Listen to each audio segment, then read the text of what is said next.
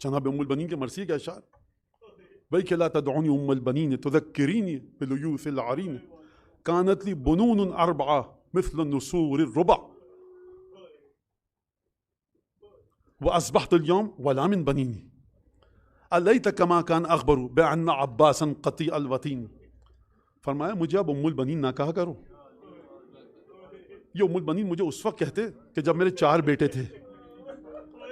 آج یہ ہے کہ جب تم مجھے ام البنین کہتے ہو تو مجھے وہ اپنے 4 شیر یاد آتے ہیں کہ جو شیروں کی طرح آگے بڑھ بڑھ کر حملے کرتے تھے اور وہ ان عقابوں کی طرح پرواز کرتے تھے آسمان میں کہ جس طرح عقاب بلند مرحلے پر جا کر پرواز کرتا. اب یہ جو آخری شعر ہے جناب ام البنین کا، یہ میں آخر میں پڑھوں گا. گریے کی آوازیں آپ کی بلند ہیں. انیس فرماتے ہیں کہ جب ابو الفضل عباس گئے اور رخصت کا وقت آیا، طالع ہوا خورشید زمیں برج شرف سے. ابو الفضل عباس بیبیوں کے خیمے سے نکلے رخصت ہونے کے بعد. انیس فرماتے ہیں اس کے بعد سید الشہداء کی خدمت میں آئے کہ مولا لقد یضیق صدری، مولا میرا سینہ پھٹا جاتا ہے. اس جملے کی وجہ یہ ہے کہنے کی کہ جب فوج اشقیہ نے دیکھا کہ اب مردوں میں کوئی باقی نہ بچا تو یہ ملاعین گھوڑوں کو دوڑاتے ہوئے خیمے کے نزدیک آتے تھے اور دختران رسول خدا کے دل دہل جاتے تھے. ابو الفضل عباس نے جب یہ منظر دیکھا تو آ کر عرض کی کہ ابن رسول اللہ لقد یضیق صدری، اب سینہ پھٹا جاتا ہے. سید الشہداء نے کہا کہ بچوں کے لیے تھوڑا سا پانی لے آؤ. علم لیا، تلوار سنبھالی اور مشکیزہ اٹھایا. اس شہزادے کی مظلومیت سمجھیے. جو بھی حسین ابن علی کا ساتھی مقتل میں گیا بڑی آزادی کے ساتھ تلوار چلاتا تھا، لیکن اس شہزادی کو علم بھی سنبھالنا ہے، اس شہزادے کو مشکیزہ بھی سنبھالنا ہے، اس شہزادے کو جنگ بھی کرنی ہے. آخری امتحان بتاؤں ابو الفضل عباس کا بشری لحاظ، وہ یہ کہ جو شہید جاتا تھا نا اسے علم تھا کہ مجھے اب مر جانا ہے.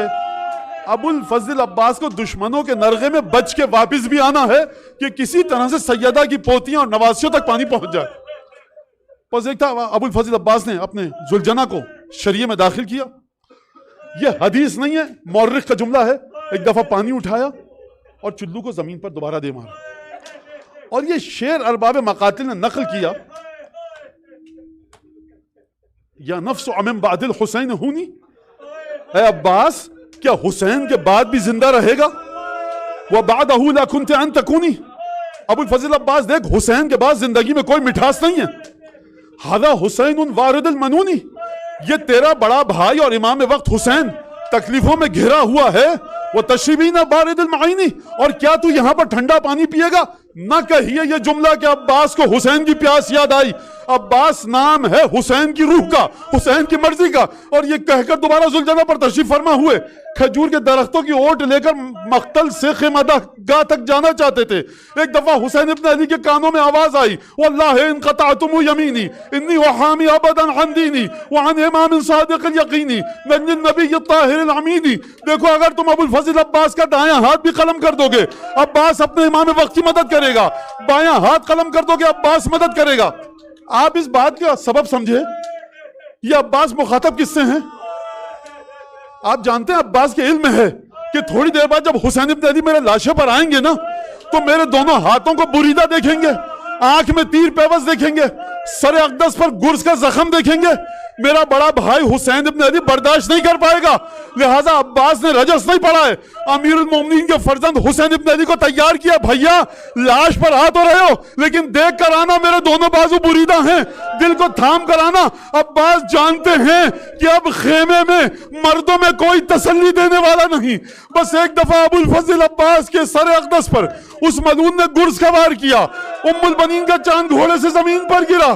ابو الفضل عباس کا جملہ شیخ کاظم سبیدی کے دوست کے خواب میں، ان الفارس اذا یتلقى على الارض یتلقى بیدیہ، جب گھڑ سوار گھوڑے سے زمین پر گرتا ہے تو پہلے ہاتھوں کو ٹیکتا ہے پھر چہرے کے بل گرتا ہے. مجھے وہ سوار بتاؤ جس کے سینے میں تیر کا